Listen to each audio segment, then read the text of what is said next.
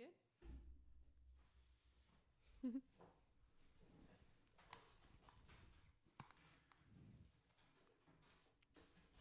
Hello, and welcome to another episode of the IAMKAYPEE podcast, and I am joined by Laura Hope. Once again, No. happy to be back. We need to stop meeting like this. I know, right? It's almost like there's some very convenient reason for it.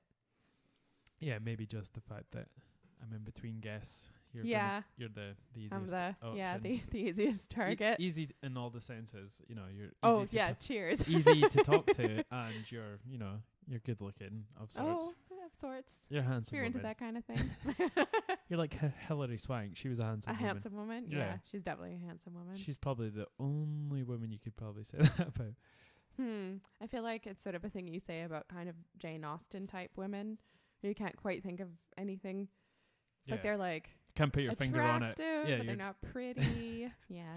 You don't know. Yeah. You don't know whether they're actually just closer to being a man than actually being a woman. And funnily, we call men like that charismatic. Yeah. But you get beautiful men Yes, you absolutely get beautiful men. in the same sense as calling a woman handsome. I'm not sure. I kind of think of beauty as being kind of gender neutral. Because you can say like a mountain is beautiful. That's like a typical Canadian to say that like as well. a handsome mountain. It'd sound kind of, that's exactly something I would say, to be fair.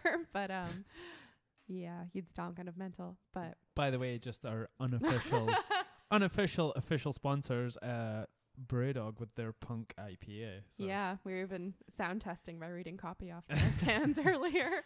I'm going to keep trying. Yeah. Till it happens, basically. And you've also got some mystery wine this evening. Yes. As this is my last day working, I for the people that don't know, I build teepees during the summer months. That made it sound like the people you work for don't know you build teepees. Of course. Anyway. I just go up and down the country erecting things. Teepees, that Whichever things. Yeah, of course. Yes. Yeah. So it's my last day today. Breakdown. It was very windy here in Scotland, so it was a bit of a hard one to get challenging. Done. Yeah. Yeah. But it's finally over with, so we're having a little drink. Yay, we are. Cheers. Cheers. L'chaim. Whoever's doing the drink along podcast. This is when we that's a brilliant idea. Hell yeah. Doing shots across, YouTube. Yeah. Did I tell you? I'm not sure if it ended up coming off in the end, but my friend Katie, who you met, Katie Dorian, who's a very talented theater person based in Halifax in Canada, but they were going to do a sort of drink along Romeo and Juliet. So they'd have the characters get it, like the actors getting drunk for real. I think she said she was they talking. Did it. Yeah, I think there was like for legal reasons they couldn't like label it as like a drink along, but they're like, if you should choose to drink whenever we drink, it's nothing to do with us. Actors the prime example, especially when you're up and coming. You're obviously getting wasted all the time, I think. Sort of anyone in the creative arts is pretty much expected to be getting wasted all the time. Of like course. Writers, artists, actors. I mean, you're smashed all the time. If you're not, drinking wine at your work, you're here drinking White Lightning. I often come liters and liters through a curly straw. It's terrible. I often see Laura when I come home from work, and she's sitting on our dog bed, which is our sort of makeshift couch. Yeah, we don't have a couch. And she's just drinking Scrumpy Jack like it's gone out of fashion. Do Do you know it's made from? I don't know if it's true about Scrumpy Jack, but it's made from onions. I heard that. I don't know if it's true either. It's and me that told you. That's why you know it. Totally why. Oddly, I didn't actually care to look it up because it won't affect my consumption of it, which is none. So yeah, it's like a weird sort of. I don't want to stereotype people, but it sounds like a sort of Ukrainian Russian type thing to do to make stuff out of. Yeah, there's a long tradition of making booze out of literally whatever you can get your hands on, and I support that. But I mean, there's quite. Can you do it with oranges? You could do it with anything, I think. Like basically. this table. Could we make booze out of this table? Probably not. We need something to ferment. Something needs to ferment. I my, think anything my that's brain's still slightly alive. fermented, I think. So. I wouldn't like to say. Yeah, I think anything that was a bit alive, we probably could. It might be Are nasty. you saying this table isn't or wasn't alive at some point? I think it has vibrant potentiality, but I don't think it's Calm currently down. alive. Just calm down. You have vibrant potentiality. Yeah, we all do. It's great. Not so much. Depends. So yeah, I just want to say to people, like, bit of a surprise over the weekend. I noticed a spike in the downloads for the podcast, and I never look on the iTunes chart. I don't know. It's just, and I didn't start it to sort of pat myself on the back and look at the chart. So I just went on just to see what was happening and where this was sort of come from. And the American chart for the US comedy iTunes chart, I was sitting at 22nd, I think, place yesterday. Yeah. And over Saturday, I think. So that's, thanks to everyone. I don't know why it's happened, but I'm glad that people are listening. And it was very exciting to see that yesterday, especially since you were beating a few comedians we're fans of. So yeah, I'm not even that funny. Pretty funny. I guess they can see you, which helps. Yeah. One way or the other. Yeah. So it was quite good. It was nice feelings. Yeah. But probably won't last. But I appreciate everyone who listened to the podcast and shared it. Mm-hmm. Yeah. Yeah, I don't it's just kind of like very mysterious how these things kind of pick up, but it's very cool that they do. Yeah, I think people, I don't know how it came about, to be honest. It just it seemed to be picking up over the last few days. Yeah. Yeah. A little tiny person inside me was like, it's because of all the obnoxious stuff we said about Nazis last week, and there's going to be some angry article about us. It's all the racist and derogatory comments you've made over the last... that'll be it. I mean, like, terrible. I don't know why I live with you. Crash, sorry. I crash here. I'm crashing here for quite a little while. Yeah. All of your stuff's here, funnily. So anyway, we recently watched Agora. I want to speak about that. Yes. Oh yeah. And which is a movie set in sort of the just around the fall of the Library of Alexandria, which is where I assume it's Alexandria then. It's in Egypt, but it was part of the Roman Empire at that point, and it's sort of after the kind of Christianization of the Roman Empire officially, or pseudo-officially. They had a Christian emperor at least. Yeah, I'm not good with numbers. I'm really good at the order things happen in, but I'm not really good at dates and must stuff, have been so after I can't remember. Jesus' time. Yeah, because there are Christians in it. Yeah. And it had gathered some, so it's got to be a couple hundred years I didn't realize after. it went that late, the library. Yeah. I don't know what the time span of that movie is, but... I don't know. We could resolve this by looking it up, but I never really like to do that. It always feels like a cop-out. Well, when I have a better setup, I will have a computer on hand. But our table's so tiny, you can't have a computer on it. What's up with the table this evening? This table's getting it because I had some technical problems before trying to get this Which podcast. Were entirely unrelated to the table. It was, it was bullshit. But this table doesn't help, No, but it was a software update. So. Yeah, it has to be bigger. But this table needs a software update. This table needs a software update. I agree. Yeah. Or a second table of some sort. So back to Agora. Yes. I'd seen it before. And I'd never seen it. I thought it looked interesting, but it was sort of didn't make any kind of splash when it came out, and it had pretty lukewarm reviews, and I just kind of never got around to it. I think I read a review of it when it came out, and like historical stuff's totally my jam. So I saw it on Netflix, and I was like, but I never just quite got there. And it's unusual to see a movie, especially when it's set back so far in history, center around a female sort of protagonist. Yeah, or for history to center around a female protagonist at that point in time. It was there few and far between. Yeah. Yeah. And it was played by what was her name? Rachel Weisz? No. Is that that's the actor. The character is Hypatia. Who's a real historical sort of mathematician. Yeah, she's like she's contributed a lot to science and physics, I guess. Yeah. She's sort of a mathematician only in that she couldn't really test any of her theories. Yeah. Otherwise she'd be more of like, physics or astronomy or... Well, basically it centers around her, and she's a philosopher at this point, and there's the sort of the backdrop of Christians and the people who worship pagan gods. There's uneasiness between these two sects. Yeah, for a change. Yes. Good thing it's not like that now. And it's the transition between the old gods to this one sort of, monotheistic Abrahamic one God.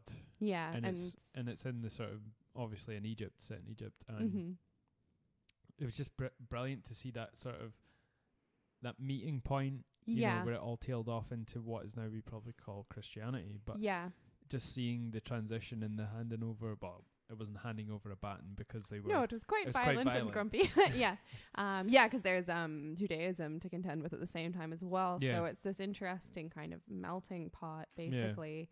And it would be a weird place geographically because it's basically a port city, but it's also a center of learning. So you have all sorts of... Sorry.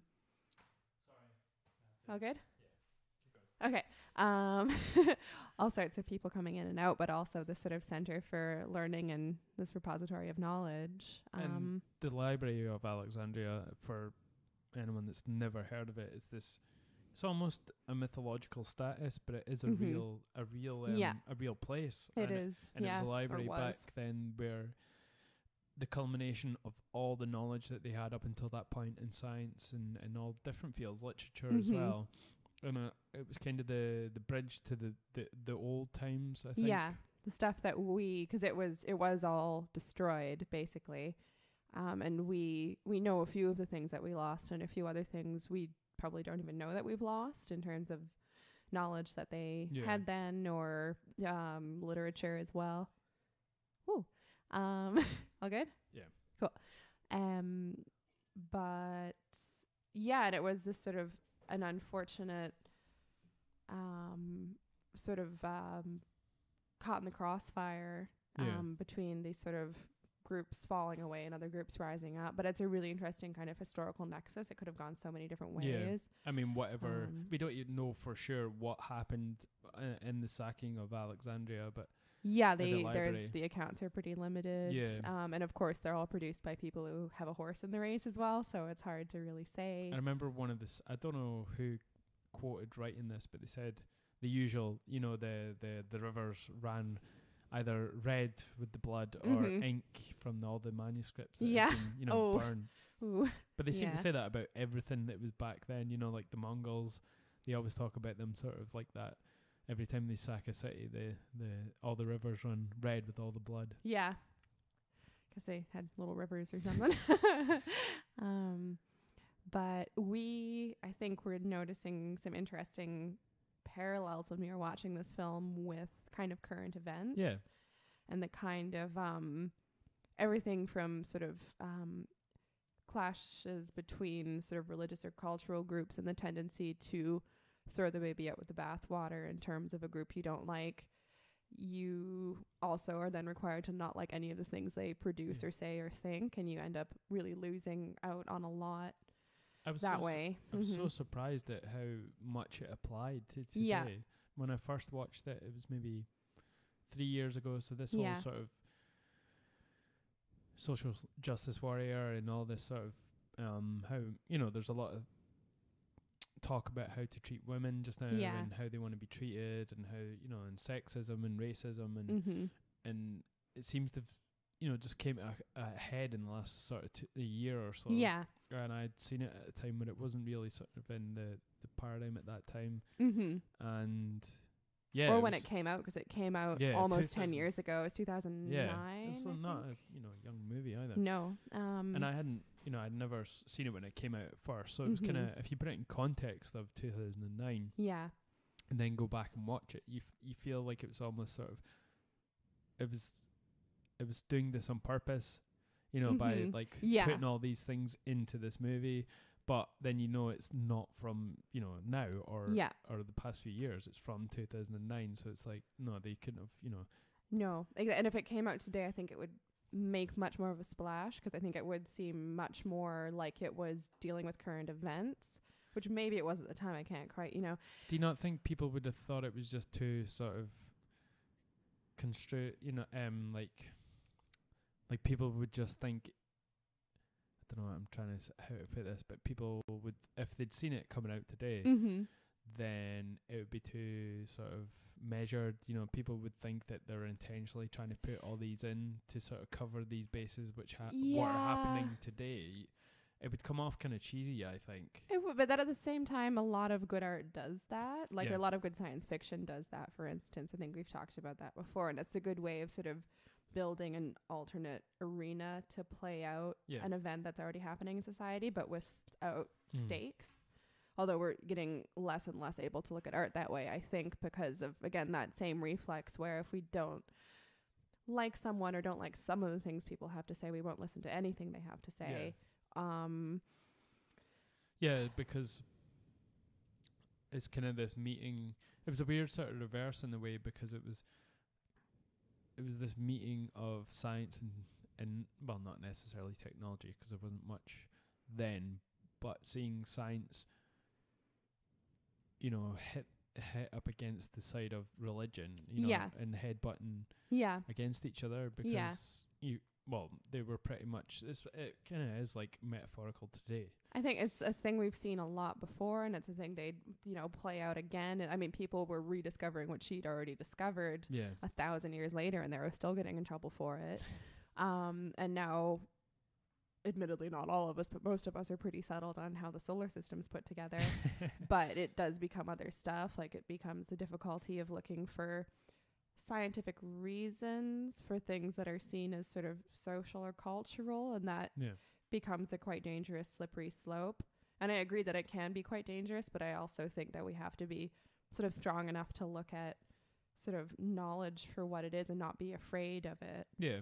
I mean, you could probably show that in classrooms in high school, and it'd be good for people to sort of take that on board.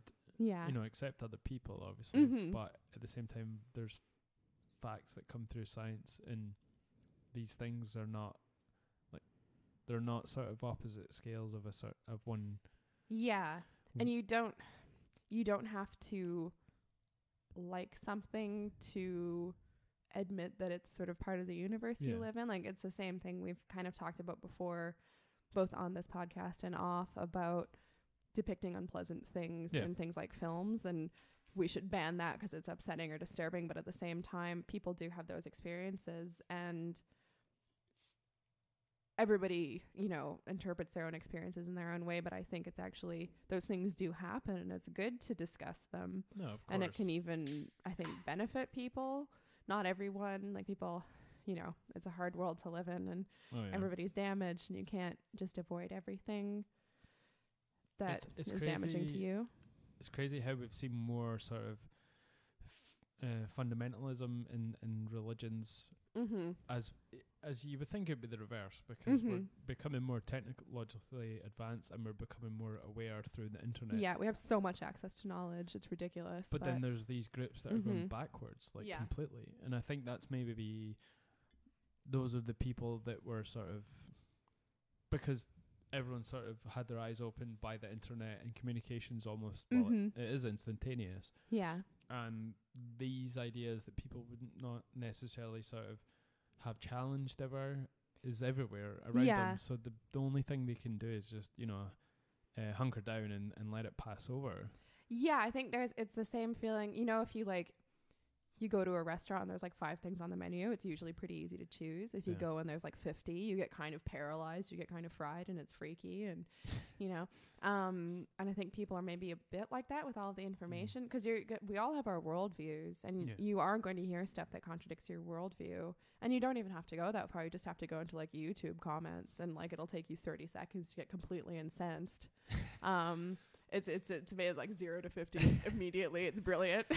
I think it seems to be an actual theme, though, that YouTube comments are probably the scourge of the internet. Yes. Some of the things that are said, and some of the things that they're saying. Yeah.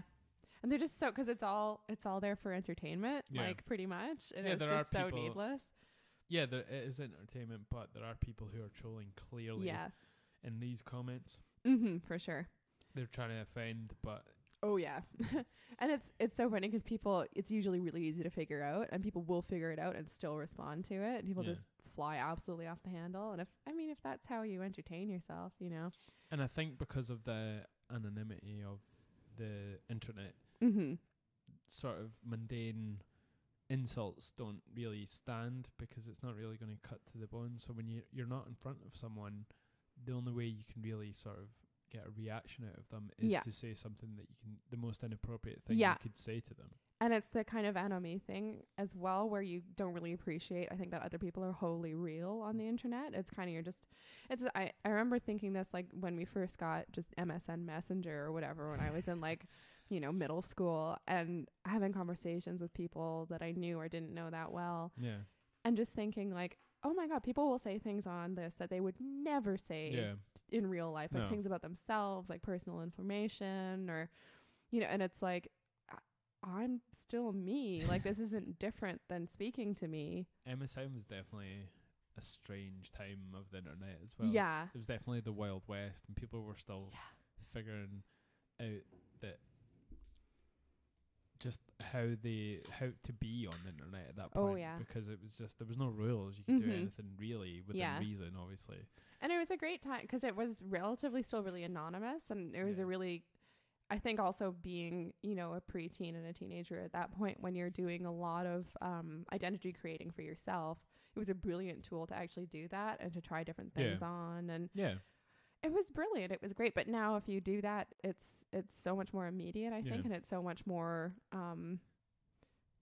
it's all there forever now in a way that it wasn't really then. Like, you could probably dig my, like, live journal up or something if you really wanted to. But I want to see all old MySpace pictures of you. I didn't have MySpace, so you can't. Either you were too cool or you were lame. I just don't have that much appetite for the old social media. Even though you have Facebook. I do have Facebook. I got Facebook in high school. Yeah. Because a girl in my class said that her cousin thought I was cute. And I was like, who's your cousin? Like, did I meet you? And she was like, no, I saw a picture of you on Facebook. And I was like, I'm not on Facebook. And she was like, well, there are pictures of you on Facebook. So I decided I needed to control my my image and at least get on there and get ahead of it. But I really like Instagram. Instagram's my... It's good. Yeah. It's definitely a brilliant format for just... You can kind of be...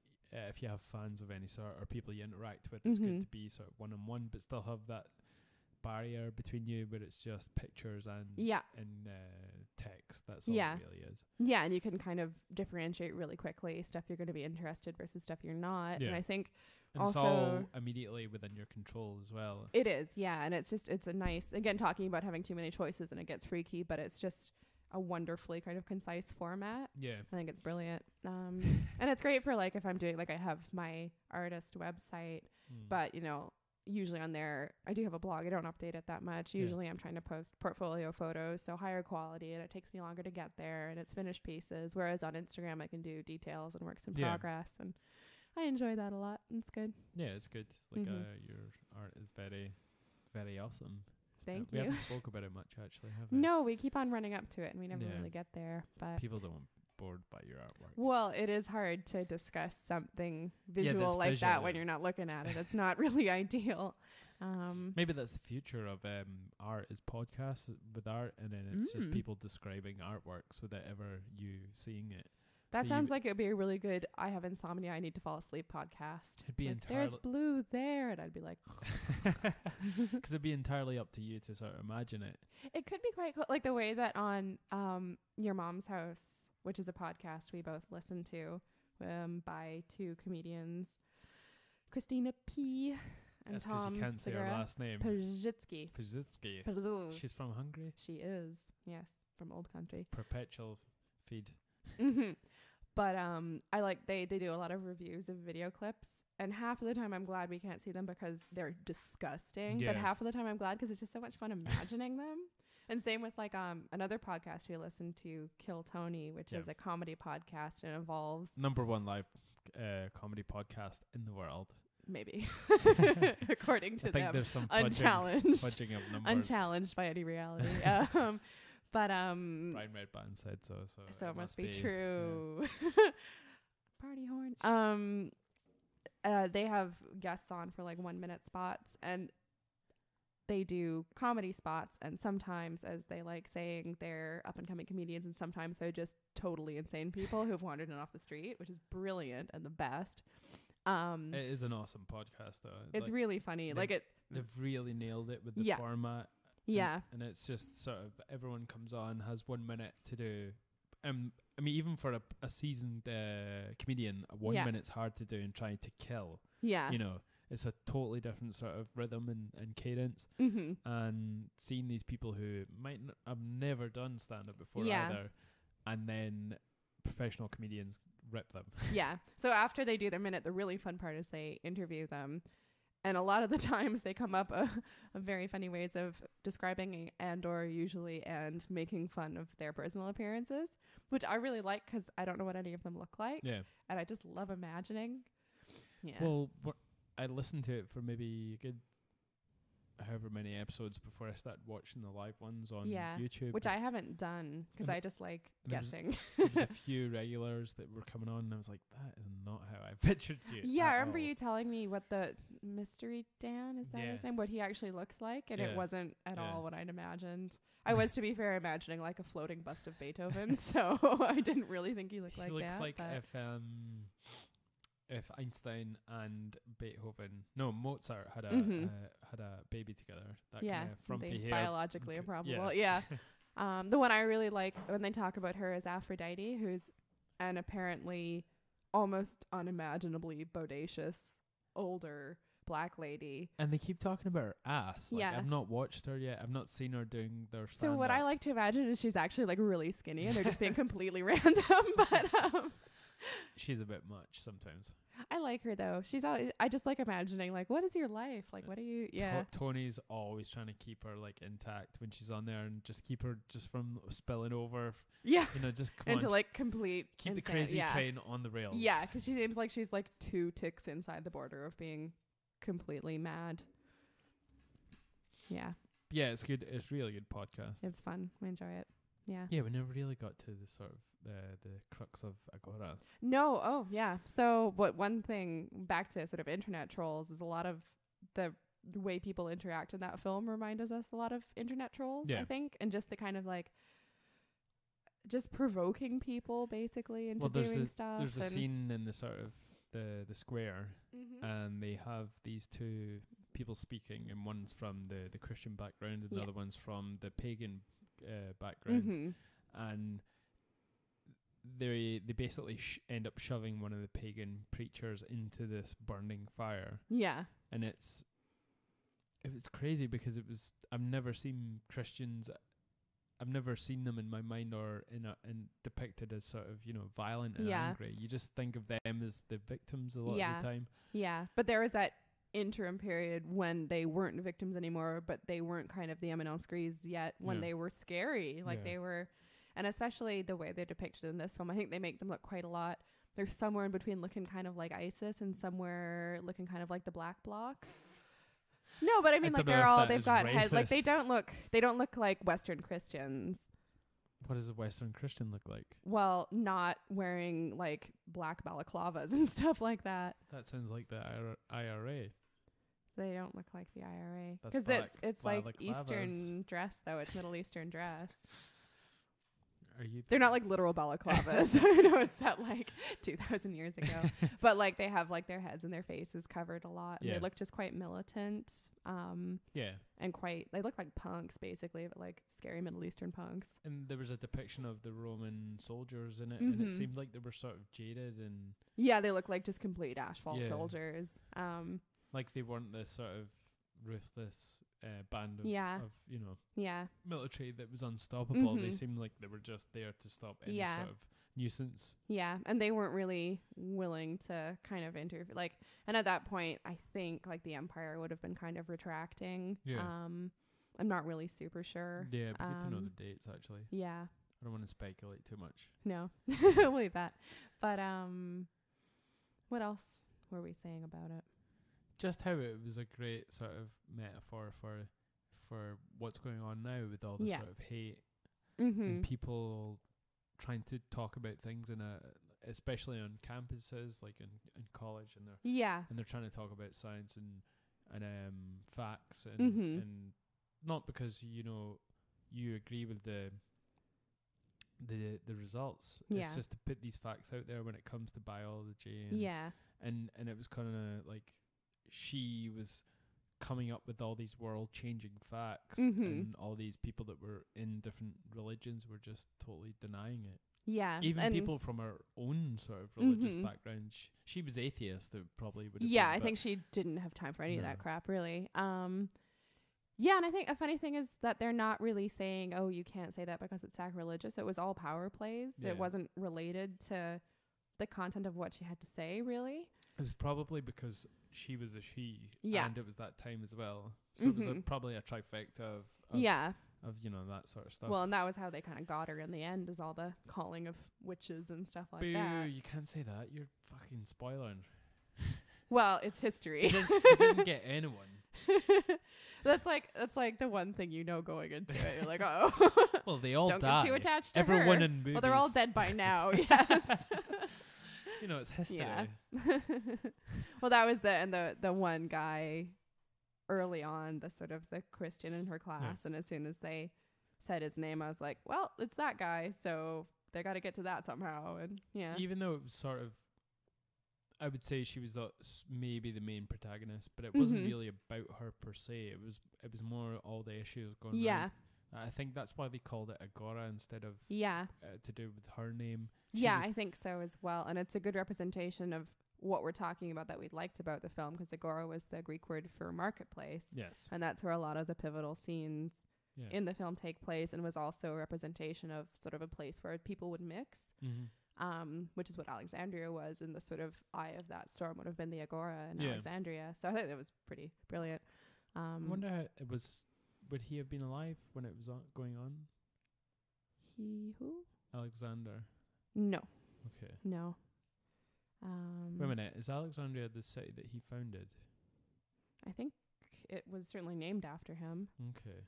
I think. When it comes to Alexander, I'm a bit sort of suspect. Yeah, that sort of fell between my history classes. So, yeah. I probably should Google it. Yeah. I think it would have been. I'm sure that...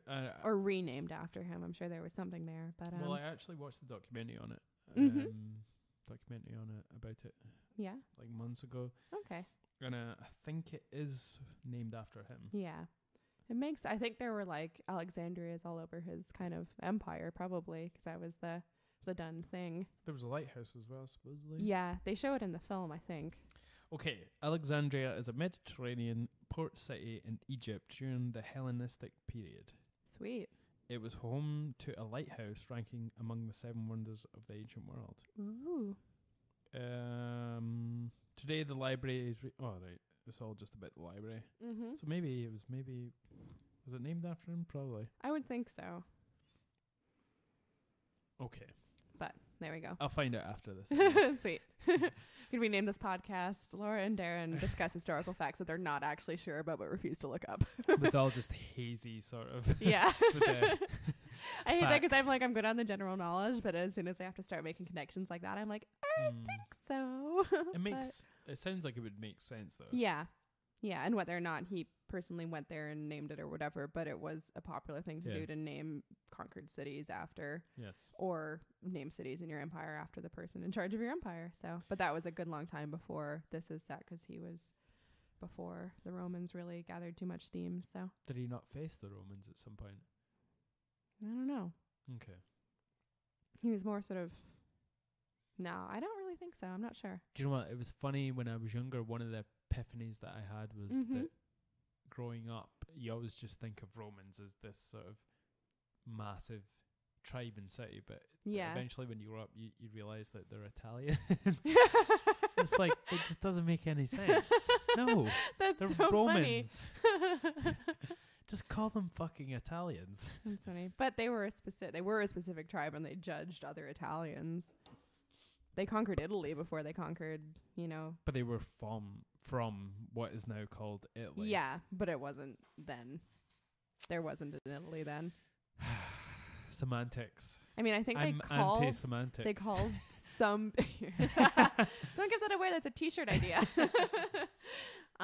definitely going to be my T-shirt. I think they called people Italians to diss them, but you were Roman kind of thing. Yeah.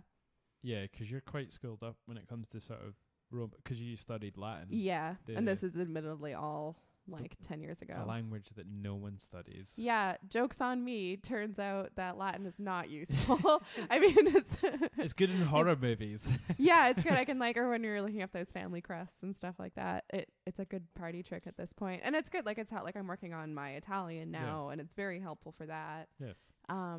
But it, for instance, doesn't open up a lot of different countries for you to go to university in, because you can't go to university in ancient Rome. Because it would be Italy. Yep. And it would be in the past, which would be more difficult. But no, I don't regret. I had an amazing Latin teacher in high school. She was like a 22-year-old Chinese girl. It was like her first teaching job. And she was brilliant. She was so smart and so good. What was the story you told me about one of your teachers who was embarrassed? They were Asian and they were trying to speak to you about something to do with sex. Oh, it was her. It was Ms. Pye trying to describe the attitude of the Romans towards the Greeks. And I can't actually tell the story because it involves a gesture, basically.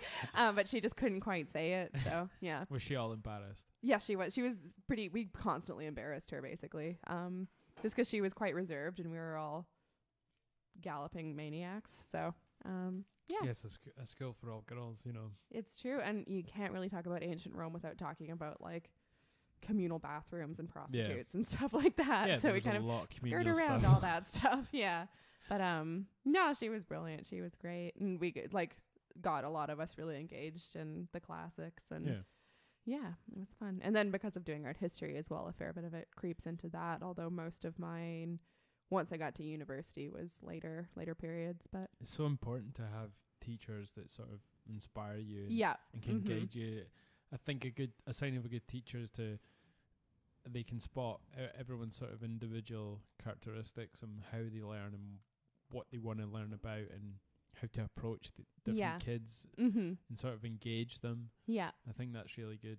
But does that happen in a class of, I don't know what it's like in North America, but like a class of 30 or 40? Yeah. Can you do that one-to-one? I mean, how big were your classes? Well, when I was in elementary school, there were 30 plus.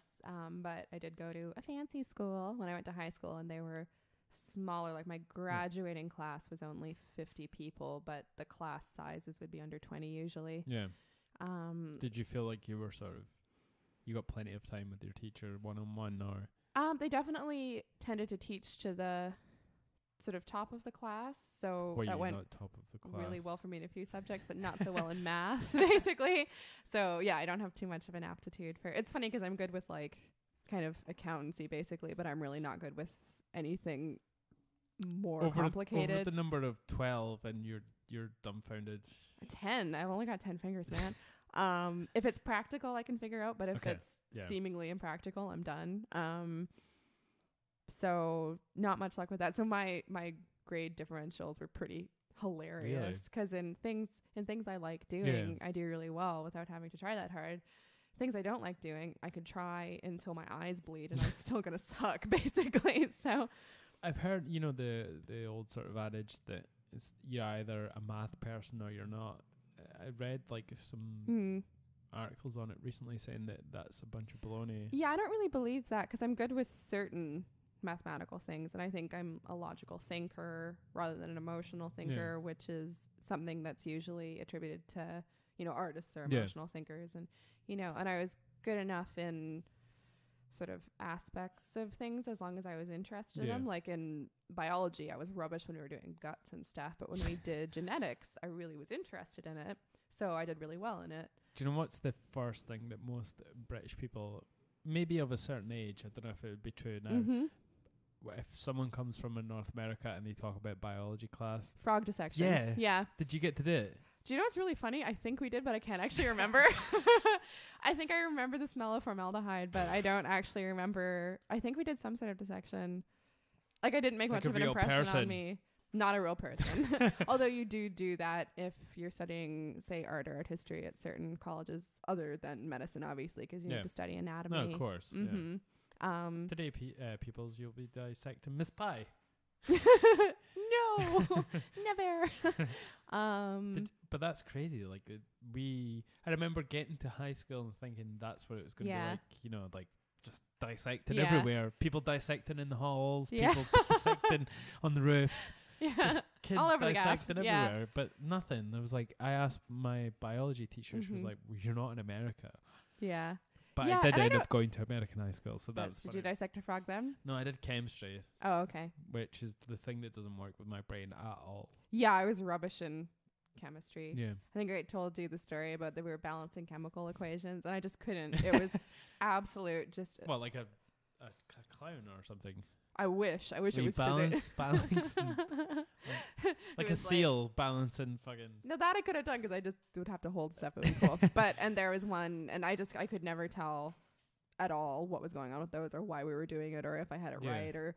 There was something. I felt more sort of stupid when I was in that class as opposed to any other class. Yeah, I felt like there was just no point in my being there, essentially. With math, it felt like I could work at it. Like that was the thing I probably struggled the most with. But eventually, when I got older, I realized it was just due to like putting my head down and getting on with it.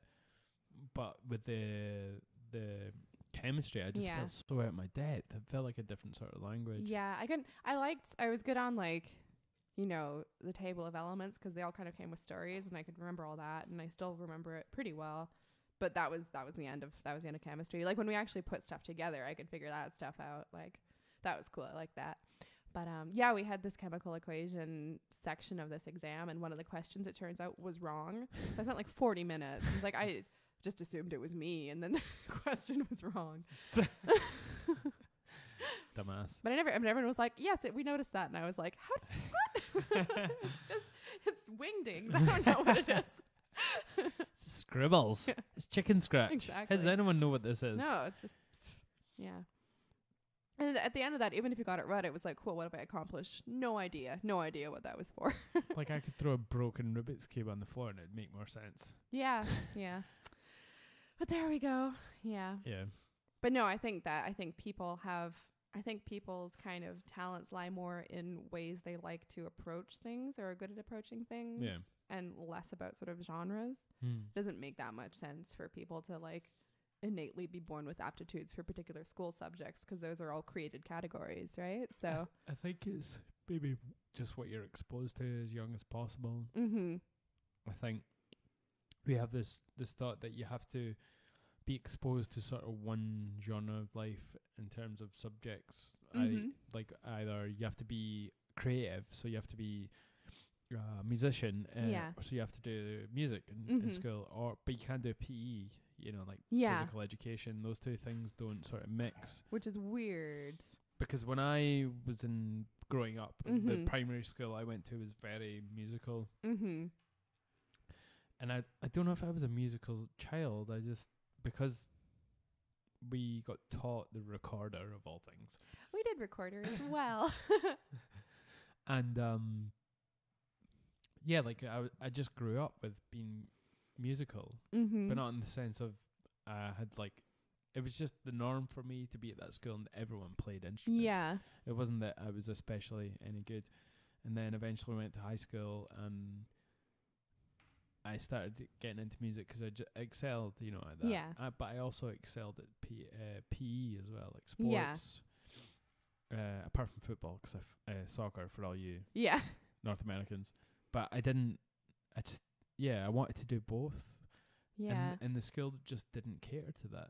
No. Like it was either chose music or PE. You can do both. And it seems so unfair to kind of stream people that way. And also like there's all this talk, maybe, you know, less in Scotland and more in North America, but of just getting kids off their butts a lot of the time. So why shouldn't, I know like not everyone's going to love doing PE, but like everyone should have a go at it. Like it shouldn't be a choice like that. I know it's practical, but it sucks. Our PE class always seemed weird. You know, when you first start high school, you get like your PE classes and then you choose your subjects in the start of third year. So your third and fourth year is your standard grades, or that's what it was at the time. God, so what age are you then for North American audience / me? Well, you start high school around 9, 10. I think. Really? Yeah. Yeah, we have 6 years of high school. Wow, that's it. Because I was like the youngest person in my high school. 10 it was or middle 11? School, and I was 11. Everyone was 12 mostly. It's just Well, you do how many years of high So we school? did 7, 4. 8, 9, 10, You do 4 11, years 12. of high school. No, we do 6 No, technically, no. but there's two you middle do, school. You do, yeah. But it's the same school. But Like it's they the don't same. differentiate. It's just the same. Yeah. Your middle schools, we just don't have a different school for that. We just all go to the same one. Well, which we is crazy. do or don't. It doesn't. But it's more the age. To go to a high school where essentially there's people who are 18 in 6th year. Yeah. And you're in first year. It's crazy. It's the school I went to, it had everyone from grade 1 to grade 12. So it had 5-year-olds all the way up to 18-year-olds. All in the winter. I thought you went to grade school. I did. I went to a different school. I just went to the public school in my neighborhood for grade school. And then I went to the other school. But there were kids who'd been there the whole time kind of thing, which makes you crazy, FYI. Don't do that. Yes. She's talking from experience. But anyway, you were saying about what years those were. Oh, yeah. So the 3rd year, that's when you chose your standard grades. And I remember filling out the sheet to say this is what I wanted to do. And it's all assumed that your grades are what you want them to be so you can get into those classes or whatnot. Right, yeah. And I remember like looking at the sheet and I was like, I saw the music column and I saw the PE column was like in the same thing. So it was like, I can't choose to do both of these. Like I have to take one or the other. And that's crazy. That's like, even though I loved music and I loved playing sports, making a child choose between both of them is crazy. I mean, it might have changed by now, you know. But I remember it might be depending on the school or something. I remember being helpless. Like I remember speaking to my SE teacher, and she was just like, "Nah, there's nothing we can do. You have to pick one or the other." You know. I feel that's like this weird sort of specter of education wherein both of those classes are kind of fun and therefore you shouldn't be allowed to do both of them. It's this weird, like, that's not serious education. And after, you know, talking with my dad, I chose music. Yeah. But I resented it the whole time I was there. I think it's a practical choice because you're more likely to be able to do sport out with the school, probably. But there's not really a support system for that in Scotland. Or I just mean like with friends kind of thing. Friends? You didn't have friends? What are these friends?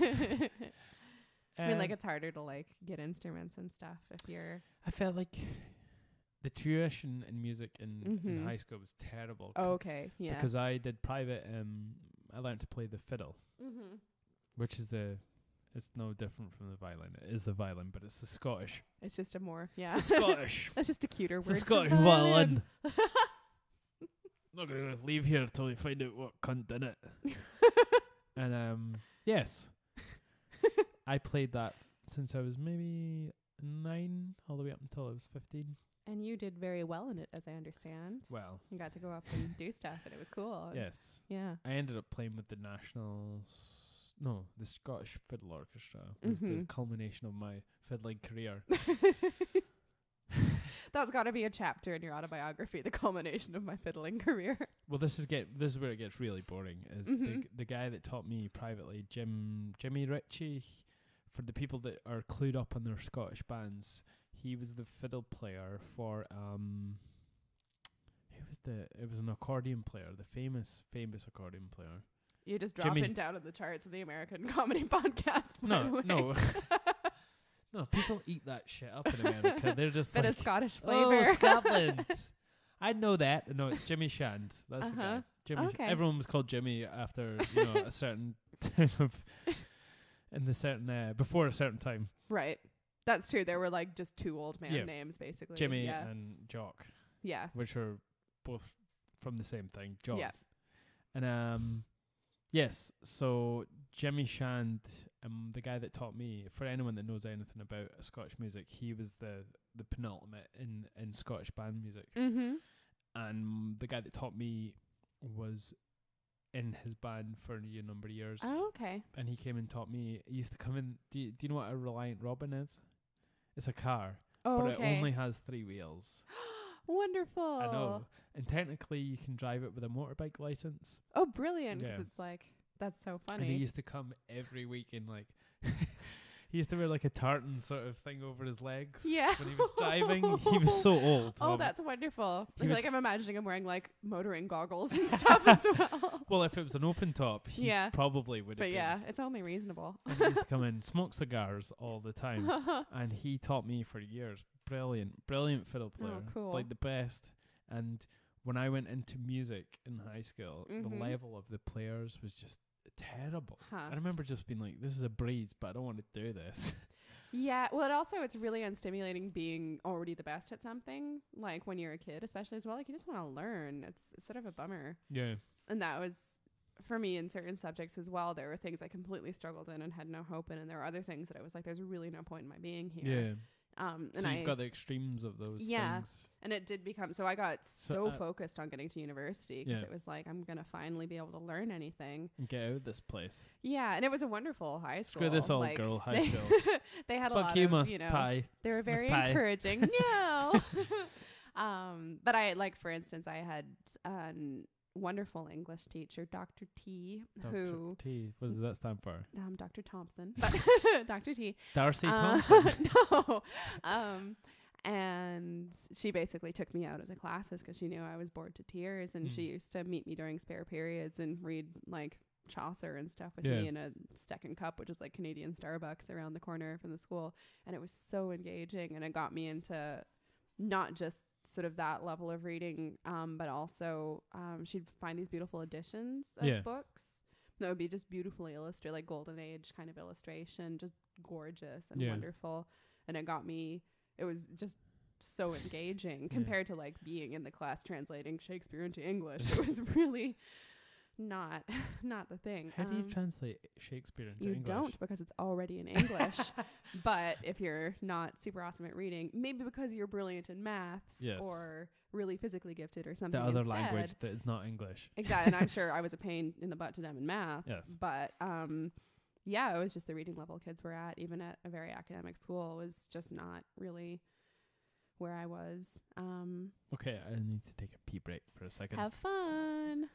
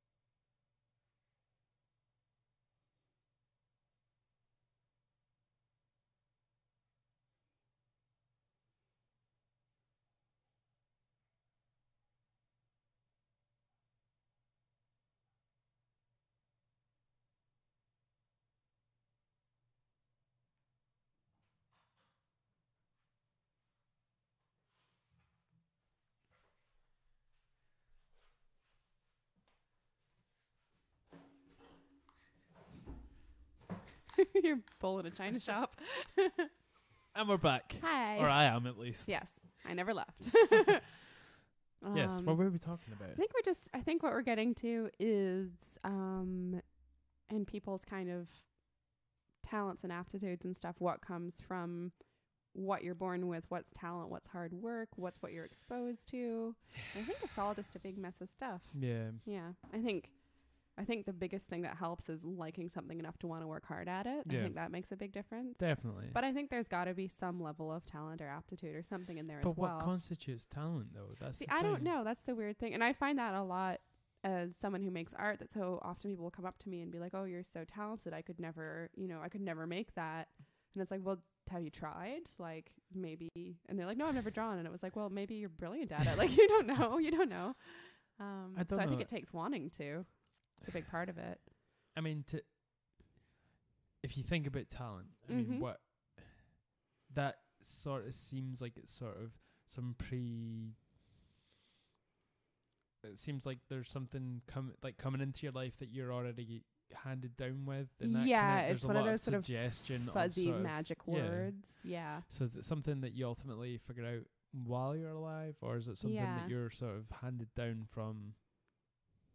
Yeah, I know, like, for me, my mom's an artist. Yes. And she took a long break. I've mentioned this before. When I was a kid, but she picked it up again recently, and she's and really for talented. me, sorry, just to sort of clarify, I'm not talking about in terms of God handing something down. No. I mean genetic memory that can actually happen. Yeah, I mean, genetics are a real thing for sure. That's one thing. If you can be born with certain, like, it's not something we can sort of trace to anywhere yet, but it makes sense if you can hand down physical characteristics. Why wouldn't you hand down other characteristics? Yeah. And our brains are organs as well. They're physical. No way. Heck yeah.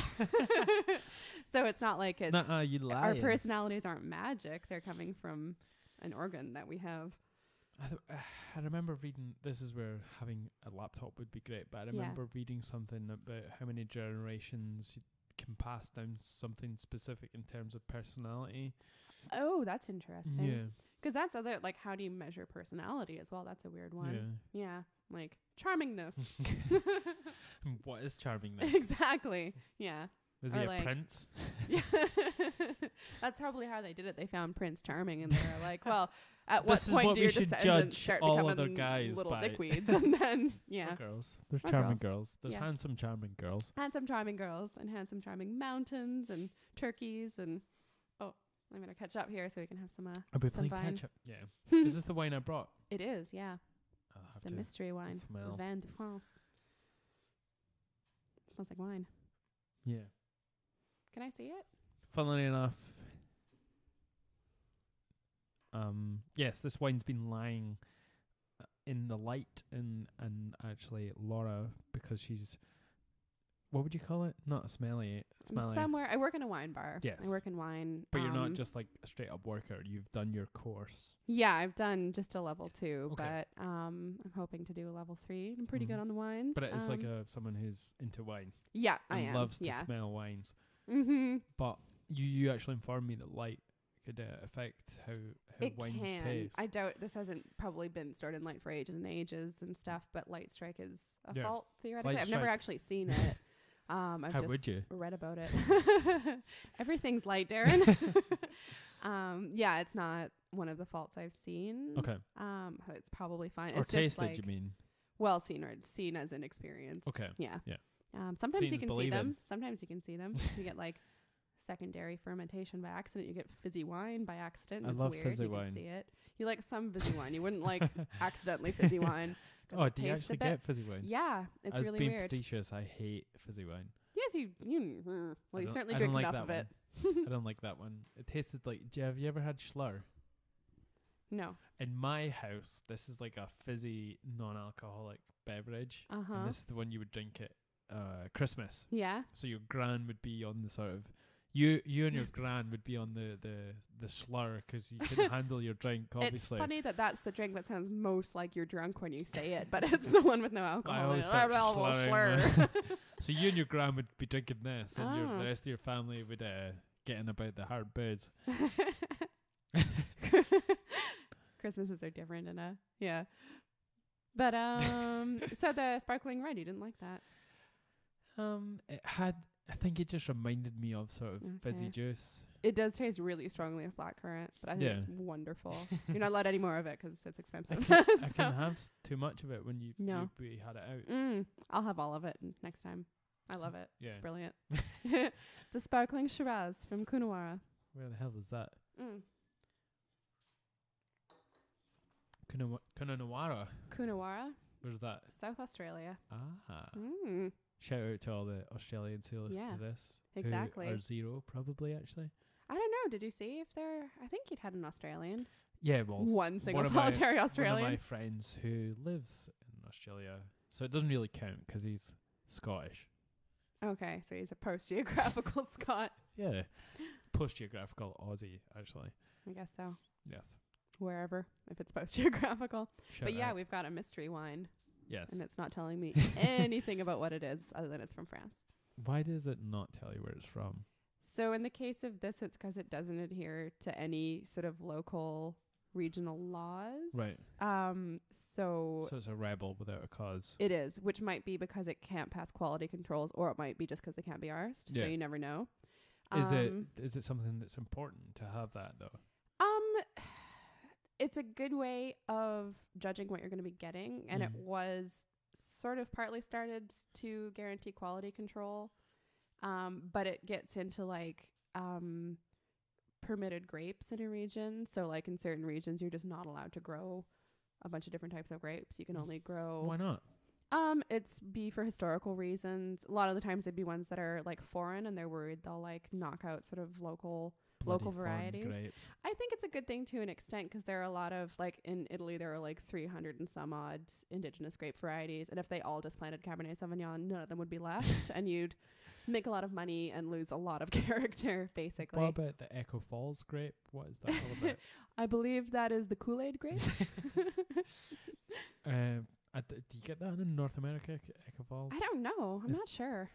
It's one of the... well, we get some weird, nasty wine in North America, but I'm not sure. If not the worst sort of tasting wine ever. I've never tasted, but I sure smelled it after your podcast with the charming Dane the other week. Somebody'd been into the... Dane Dixon loves Echo Falls. I mean, I give it up to him because he's educating his wine palate. Yeah, it's grand. That's right. He started off at the very, very bottom. Yes. And he has a long way to go. I don't like people who say, oh, you can't drink that. That's not very, classy or whatever. It's just people's personal taste. But it just tastes like, I don't know, Sprite and stuff. It's crazy. Like, do you know the history around wine and how long it's been around?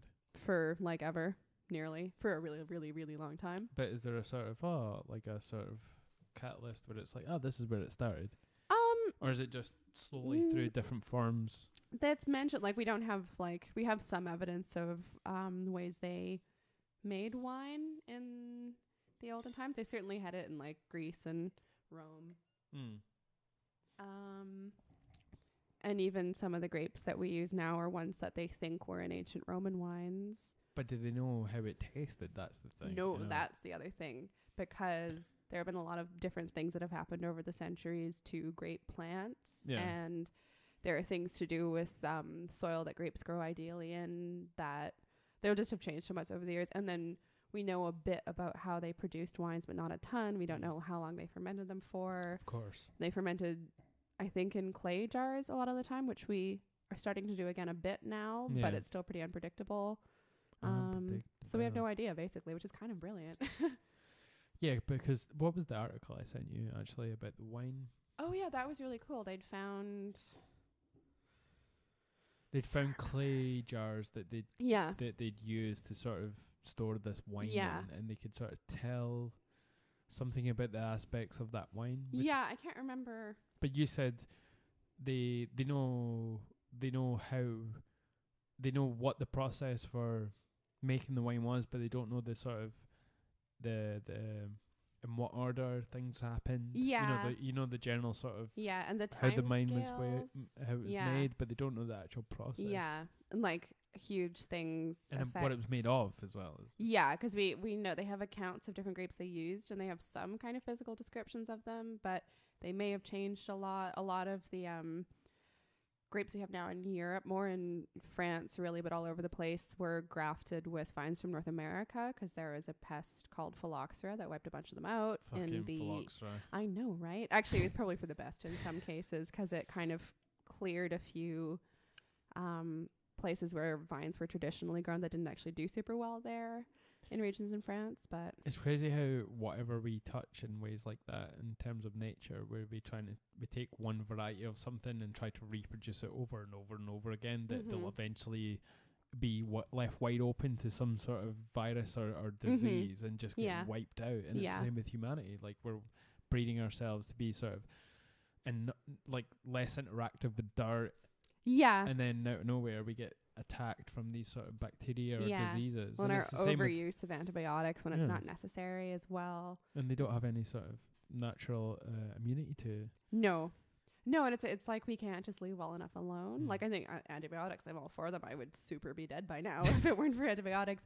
But we don't need them in all of our stuff all the time. You don't need It's the same with soap. Like, yeah, exactly. most people use antibacterial soap, but that's so bad for you. Like, yeah, just the overuse of it. Like if you're a hospital worker, please use the antibacterial soap. But there's a bit of a trade-off, though. You know what I'm saying? I mean, don't have a sink full of dirt that you wash your hands in before you go and perform surgery. Yeah, but at the same they use time, like sprays and stuff. Like it's but still, though, it's like you're making this sort of really clinical like area where these things can come up, like super MR. Yeah, and I mean a lot of their really bad sort of space a lot of the really bad bugs people get are people in hospitals, like C. difficile and stuff like that. And but at the same time, if you're like touching my kidneys, please watch your hands. So, you know, I'd be fine with touching. If somebody touched my kidneys with really dirty hands, I wouldn't care. You wouldn't know because you'd probably be under general anesthetic, I hope. Or dead. Or dead in a bathtub full of ice in a hotel somewhere. Passport's gone. You know the drill. Yes. No, but it just, we're sort of scrubbing all these sort of good bacteria off of our skin. Yeah. People just hear antibacterial and they think, that's the best. That's good. That's the best soap. Yeah. But it's not. Like, you have good bacteria on your skin and you have bad bacteria. Yeah, exactly. And same with things inside like you. I'm not sure about other names of soaps, but there's brands of, and I'm not in any way sponsored by this brand, but if you feel like it, please send us some. The grappler soap, which promotes all the natural flora on your skin, which is a weird thing, flora. Yeah, but then they talk about that in your guts as well. Yeah, for you. Yeah. And it promotes it, so you have a natural sort of immunity to attacking bacterias. As opposed to just having a barren landscape on your skin. Yeah, and just hoping to remove any bacteria that any old bacteria can come in and take over. Yeah. It's funny. Yeah. It's funny that there's things that kill us that we can't ever sort of meet. Usually, it was more whimsical maybe 500 years ago, where it was just a man with a sword that you thought was killing you, or in and you're like, oh, this is my death. Yeah, here he comes. But there's bacteria in you and diseases that you just get sick and that's it. You don't ever meet someone that's going to chop your leg off and you bleed to death. You just get sick a little bit and then you die. Yeah, or the compromise when someone chops your leg off and then you die eventually of gangrene. I wonder what interpretations were of gangrene in sort of any times. Yeah, I only ever kind of, they'd always talk about just like stuff like festering, like even in Agora when her buddy gets clonked in the head and they talk about I thought you were talking about her hoo-hoo. No. She gets gangrene in her hoo-hoo. She does not, and that's really upsetting. Yes, her is it her dad? I'm not even really sure. The old man is always there. Who, for someone was standing with a sword in a battle, could not protect himself at all. No, he was doing the noble thing, which was a good effort of not doing it. Don't have a sword then. He was like 100 years old. If you're not ready to defend yourself, don't have a bloody sword. Well, if it's a choice between getting clonked in the head and not having a sword and getting clonked in the head and having a sword, I'd rather have the sword. But in sort of, the rules of war, if someone is unarmed, you're less likely to be... I think that's probably why they put a sword in his hand in the movie. Yeah, probably. Because it wasn't like the guy ran up to him, sorry, spoilers. Yeah. It wasn't like the Christian as well, ran up to him and clonked him over the head. No. It was, and if he didn't have a sword, it would seem sort of really bad. And they did a pretty good job of keeping it balanced. Like, they didn't sort of totally demonize anyone in that film. Everybody had their motives and, so maybe that's part of that. No, but even them is, but yeah, they talk about his wound like festering, and that's would be, but I don't know if they differentiated between like different types of infections and wounds and stuff like that. And I've not sort of been exposed to gangrene any time, so I'm glad to hear that. Does your sort of extremities literally go green? Ew, gross. Do you know? No, I haven't really seen any. I thought I was making it up to myself in my head that things would go green because green's in the name. But brilliant. So I was right. Cool. No, I'm asking you. Oh, no, I don't think so. I don't really. I think there might be sort of general festering and pus and stuff like that, which could be a nice wish color. I could just Google lots of pictures of gangrene. I really don't want you to show me any pictures of gangrene. That's the best thing. Yes. If I show you gangrene, then you're puking going to reaction. be very upset. How do you spell? Is it GANGRENE? Laura is a spelling bee queen. Oh, it's literally GANG, as in like a gang. Yeah, and then a reen. Or gangrene, as in it went green, I guess. It kind of goes semi-green. Does it? I really don't know if I want you to show me. Ew, that's disturbing. I don't like that. It's crazy. It's quite green. Ugh. Like your body's literally dying while you're awake and you're alive. Yeah. Yeah, anytime you get any sort of necrotic thing, that actually super creeps me out. It's really disturbing. I think you die from the sort of blood poisoning first. Is that what it is? I don't really know. I think it affects you in a way that your blood becomes poisonous. Yeah, it would make it has sense to go that through. sepsis would be part of it. Yeah. Because it would be circulate. But you could also get blood poisoning without getting gangrene, so. Yeah, I think that's what affects you first, maybe. Not I would sure. hope so, because I wouldn't want to look down and see toes that look like that. Well, I guess that explains why your toes already they look amputate. like that. Oh, yeah. Actually, I have one really gnarly toe. All our toes are gnarly. I had problems with ingrown toenails, so I have some very irregularly shaped toenails, but they're beautiful otherwise. And your feet as well. Ah, you're just jealous because you've got big. Darren's feet looks like he could sleep hanging down upside down in a closet by gripping with his big toes. Your feet look like battens. What? Like when you race with a baton. Really? Your feet look like battens with toes on the end. Just got long, skinny. That's actually not inaccurate. But yeah, I guess that's why they amputate stuff. You're like Krusty the Clown. As I was saying, much more informatively than my host here, I guess that's why they amputate stuff when you get gangrene. It's to take it out of the circulation race. Yeah. Yeah, it's such a weird thing that it just happens. Yeah. Like, obviously on mountains when you're up climbing as well, that's one of the things that affects you. The frozen. When you get frostbite, yeah. Right, coming down and you don't know whether it's going to be gangrene or you're going to survive. Yeah, and the number of experienced climbers who do crazy, the big climbs like Everest and K2 and stuff, who lose like toes and bits of nose and stuff like that. Fuck knows how anyone survived. And the fact that we also do these things on purpose to an extent, in terms of like nobody makes you climb Mount Everest. No. Like somebody accepts that risk, and there's certainly an amazing reward. I wonder if anyone's done it before though. Like back in the. I mean, like in history, prehistory, there must be someone that's climbed it. I mean, in terms of Everest. Yeah. Because it is possible to do it without the gas tanks. Yeah, it's very difficult, but it is possible. Yeah. Yeah, and I mean, though, like when they first obviously submitted it on record, it was the early 1900s, so they wouldn't have had wildly different clothes. 1950 was the first time they did it. It was earlier than that, really? I think. Yeah, I think so. Yes. They certainly made it. People are probably screaming in their headphones right now. Yeah. Oh my God, I know. Yeah, this whole podcast is just us trying to kind of reverse engineer things that we could just look up. But like gangrene, why? Everest. You sound like Tom DeLonge. Let's reverse engineer all these alien aircraft. Oh, yeah. Okay. Oh, of course. Yeah. That we don't have, which is a problem. Let's reverse engineer blurry pictures of alien aircraft. That was a strange press conference. It felt a bit like they were actually going to announce something, and they got the cord pulled on them. On 29th of May 1953, yeah. Hillary, a Nepalese Sherpa mountaineer, became the first climbers confirmed to have reached the summit of Mount Everest. They were part of the 9th British expedition to Everest. Okay. I think I'm maybe thinking of earlier ones that weren't successful. Yeah. But yeah, wow. Well, it's probably the British one because there was 9 of them before that. Yeah, but I mean that the 9th, like there were 8 previously then if it was the 9th. That's what I'm saying. Yeah.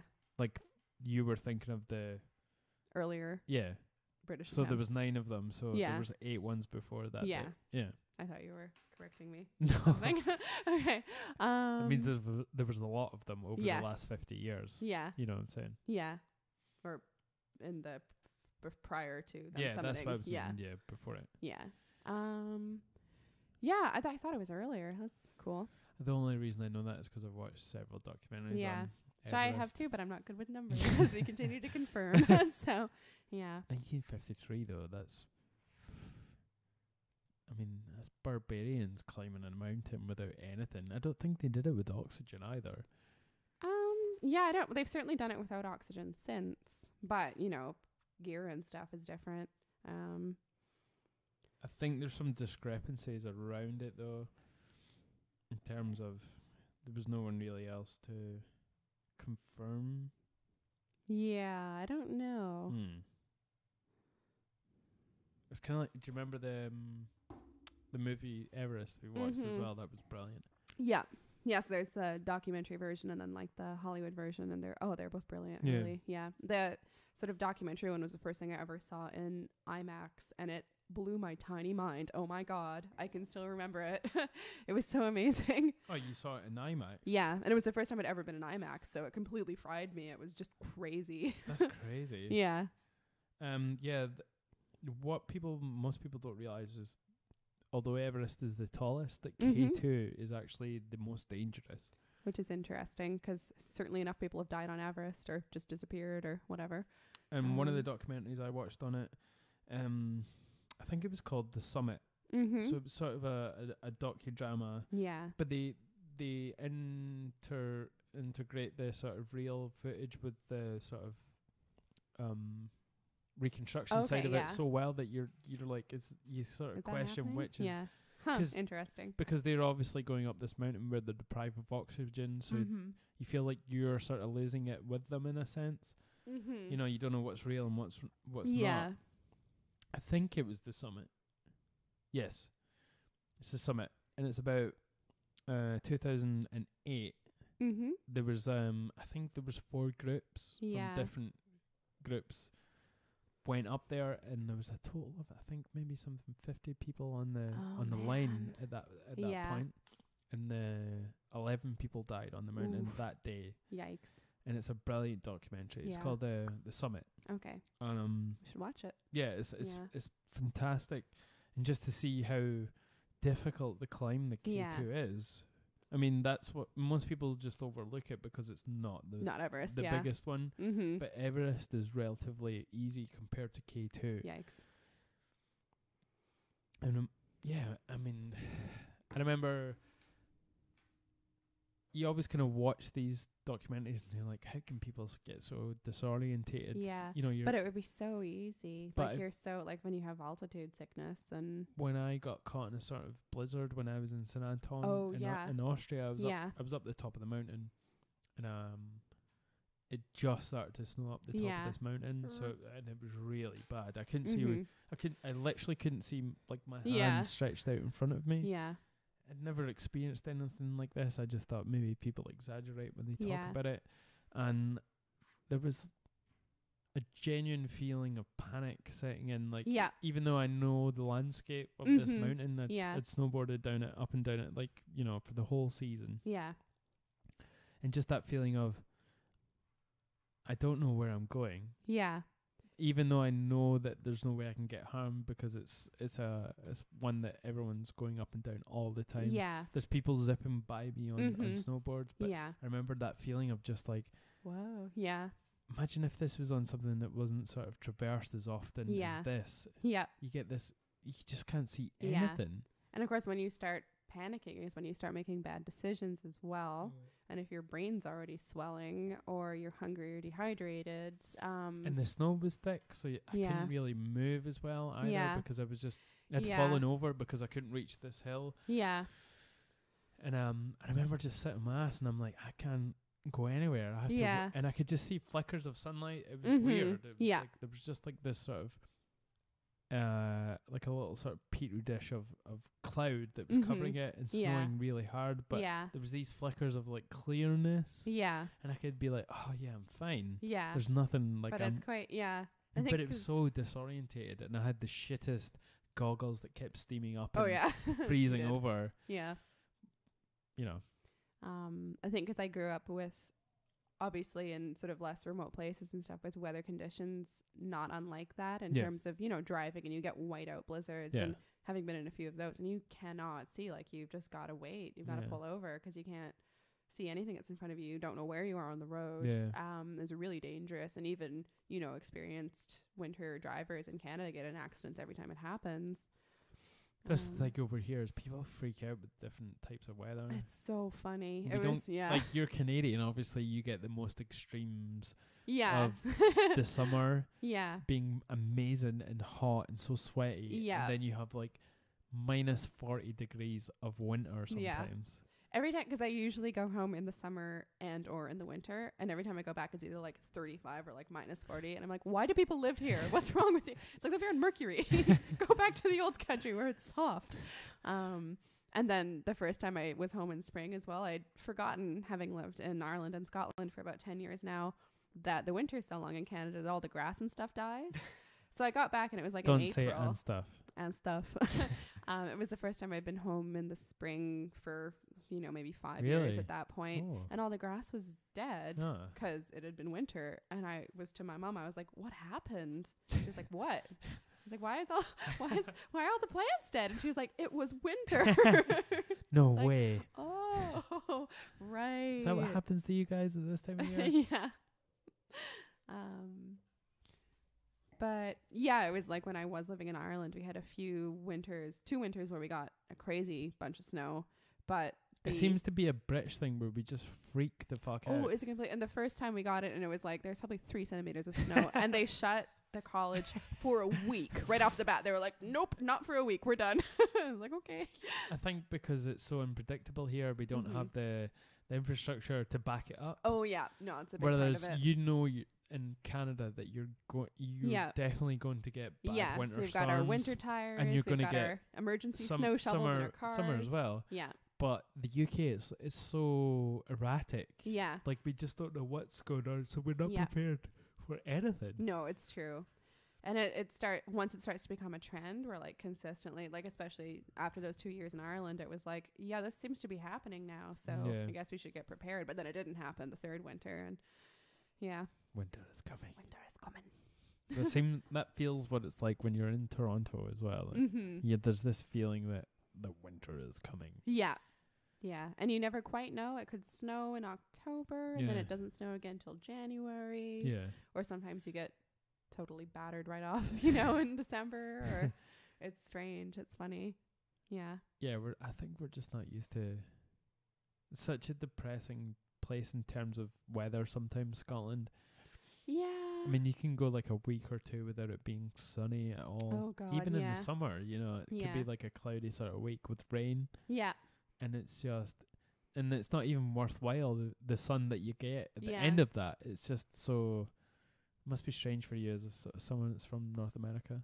Yeah, it took a little while, like, especially because we're actually, in spite of Toronto getting colder winters, we're quite a lot farther north here in terms of latitude than anywhere I'd lived before. So I don't know how that works. It's just because we get continental weather in Canada in the mainland, so we get sort of extremes because we're not mediated by the ocean. Just to clarify for people, the British Islands and Scotland is much further north in terms of looking across the equator towards or across the ocean towards Canada. We're much higher up. Yeah. But we're not subjected to their extremes of weather. And it's just because your weather is mediated by the ocean. Yeah.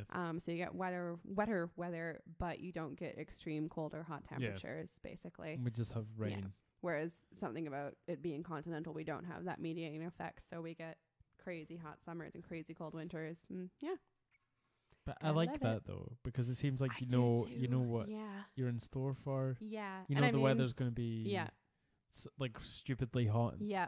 To the point where you need air conditioning, you know, in your car and your house. Yeah. And that's actually a big problem in, say, Ontario in the summers is everyone has their AC on, and we get like rolling blackouts because people are using too much electricity. No, seriously. Really? We've had like millions of people without electricity because it's too much of a tax on the electrical system. That's crazy. Yeah. And then that gets really bad because that's when, you know, old people start dying because it's too hot and stuff like that. It's not good. And it's bad for homeless people as well. The hot summers and the cold winters, people die every year. Ice, the mortal enemy of old people.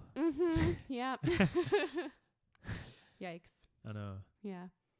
But yeah, we don't seem to deal with it so well over here. No, because you don't really expect it. And it's much milder than what you're exposed to. Yeah.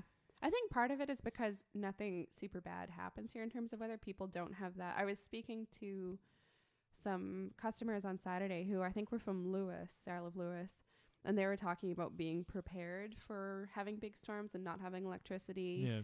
Sort of back in the old days, and having, canned food and stuff. And I was thinking, like, that's like what we do at the cottage as well, because you do expect that you might get cut off, and so you're prepared for it. It's funny because that it's more likely to happen. North American term is a cottage. Everyone has a cottage in North America, basically. Everyone and his uncle. It's like in their constitution. Yeah, we've got to have them. Yeah. You have the right to bear arms, even though it's Canada. They don't have a constitution. Do you guys have a constitution? We do, but it's not the same one as the American one. Fuck Trudeau. Boo. I like him. Anyway, you have the right to bear arms and have a cottage. And we only have the right to bear registered arms because we're not maniacs, unlike some of our neighbors. And everyone and their uncle has a cottage in North America. And I think we sort of mentioned it before, but it's because land was so cheap back when everyone's sort of grandparents were young, and so they all bought up this land out in the country, and now it's all gotten kind of passed down, basically. Yeah.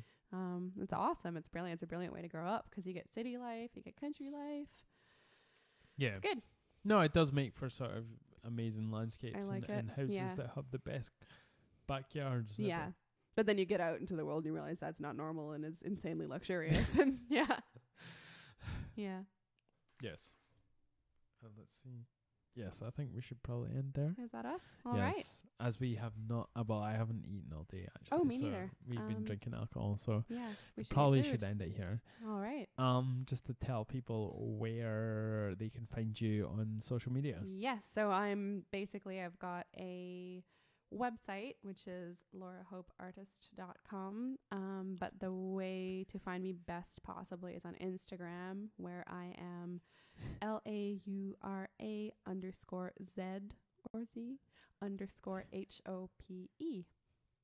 Fantastic. And all you folks can find me at either Twitter, Instagram, or Facebook. I have my own page, and it's IAMKAYPEE. IAMKAYPEE. I know. I can't get rid of all the E's. Who's that one jerk out there who has your name but with the right number of E's? It's like he's buying up all my land before I get there. Yeah, jerk. Yeah, we'll find you. Everyone who listens to this, I thank you so much, and it's been fantastic so far, just doing these podcasts and sharing it with people. But if you're listening, I know there's a lot of people across different continents and different countries, and if you enjoy this podcast, just come and like me on Twitter or on Facebook and get in touch. I'd like to see what you think so far. And I'll see you later. Thank you. Thanks for being on. Thanks for having me on.